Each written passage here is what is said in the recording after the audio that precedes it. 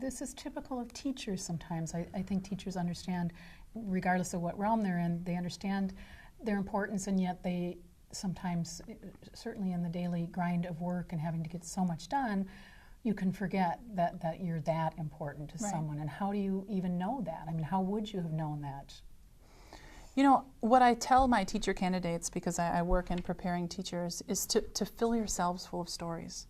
So to be full of stories of you know, what it is to be an immigrant, what it is to be poor, and then to have these stories as possibilities for people that they meet, right? So if I were to meet another undocumented young woman, that I might have this story that she might not have a lot of support around her. So you've got a touch point that she can relate and connect to, and then she doesn't have to feel as reluctant or even maybe shameful to share her story with you. Absolutely. And that way, if you're developing a relationship around a common understanding, whether, obviously it's not always something that you've personally experienced, but you understand that it does happen, rather than having to have a student come to you and your eyes widening and you going, you know, or something that could maybe make them even feel more reluctant. Yeah. And you know, sometimes these stories are can mean life or death. You know, one story that I would share as well is about a young Somali woman who was in my class.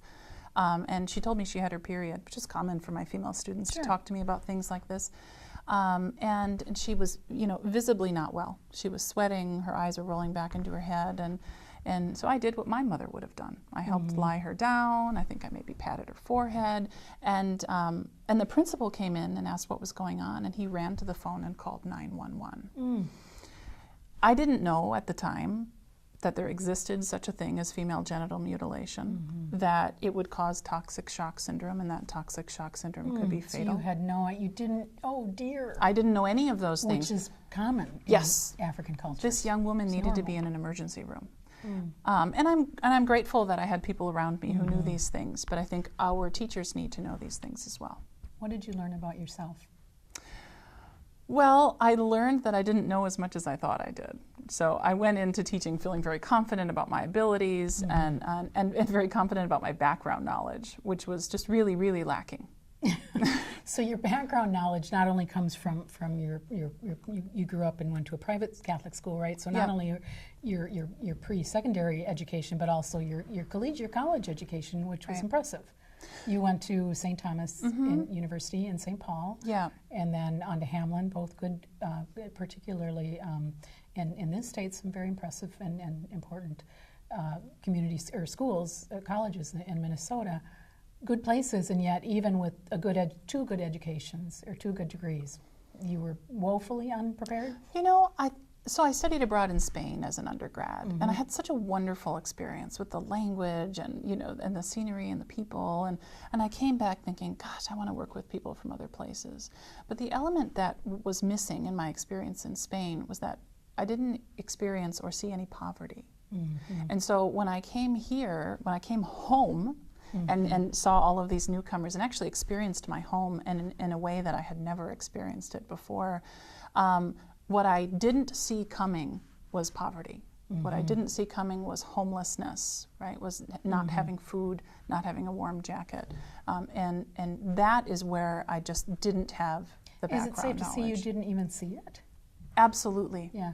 Absolutely. So this triggered your sort of an eye-opening experience, and it wasn't because you were an uncompassionate person or a non-caring student. It was simply because it just wasn't in your conscience. Yeah, and I have very well-meaning, loving parents. You know, I come from a very good family, but it was just something that I didn't see.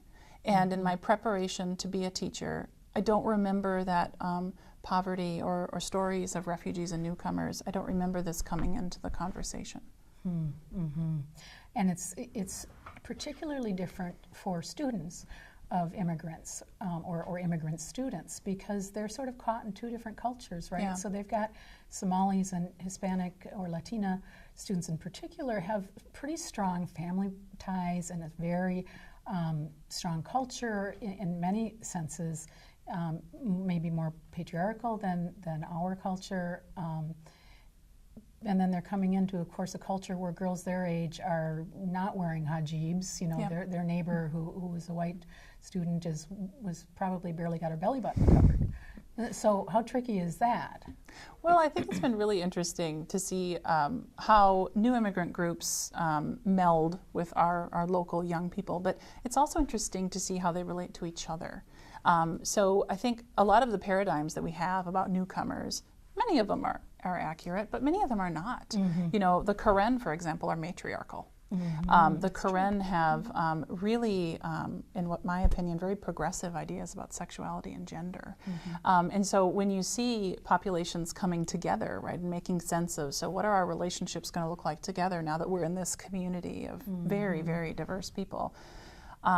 For me, it was an empowering thing to see. And that's because they weren't people far away from each other talking about the other. Right, or they were reading people, it in a newspaper or a textbook. They were people eating lunch together, chatting with each other, crying over failed relationships. Were there tensions between any of the different groups? There were tensions, and many of the tensions that I remember were tensions that stemmed from home country.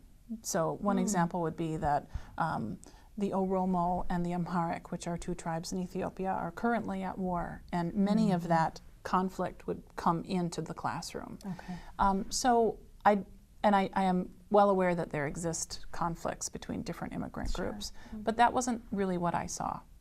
They were together in this shared space, in a public space, excuse me, and doing their own methods of nascent or organic governance and democracy. They were figuring out over the lunch table ways to get along and to appreciate each other apparently for who they were, and probably occasionally arguing about different things. Maybe religion could be a really obvious one. You've got a very strong Catholic immigrant group and a very strong Muslim immigrant group. But I think that's everything that we know about culture change is that's how it happens. It doesn't happen in a textbook. Right.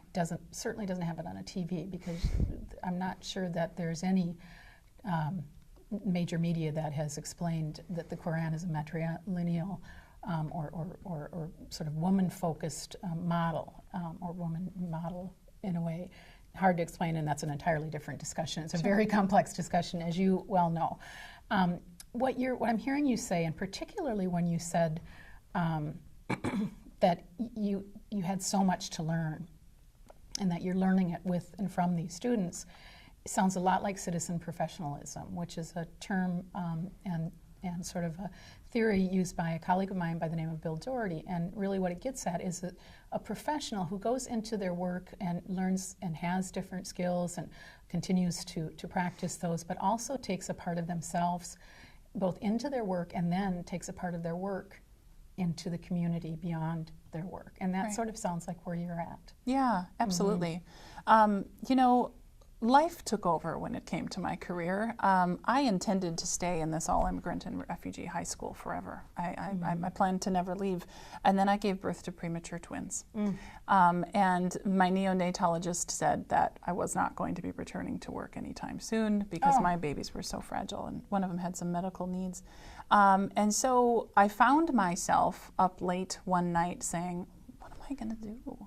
You know, I love teaching. This felt like my calling. This is something that I was good at, something I was successful at. You had a vision already. Absolutely. You'd already developed the grand plan. Yeah, so there was some loss there, right? But then there was also this plan to do something different. So I remember I stayed up all night one night. I sent my resume out to a lot of different colleges, and one local college, Metropolitan State, offered me a job. And since then I've been teaching at different colleges, and really what drives my research and what drives my work at this point is getting to how to solve this problem in teacher preparation. Is how can we better prepare teachers so that they don't commit the cultural crimes that I committed? How much of that can happen, and I presume a lot of it needs to happen in the classroom, and yet how much of it needs to happen for you and teachers in your real life and in just your daily activities? That's a great question.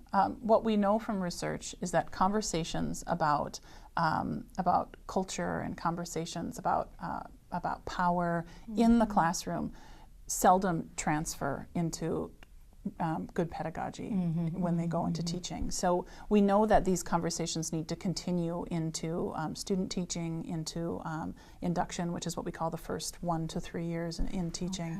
And so certainly it's not a conversation that we can just house in teacher preparation. It's a conversation that needs to go beyond. And we see the effects of the environments that our teacher candidates come from. Many of them sit down and say, gosh, I realize I'm hearing bigoted comments from my father, from my boyfriend, from my relatives.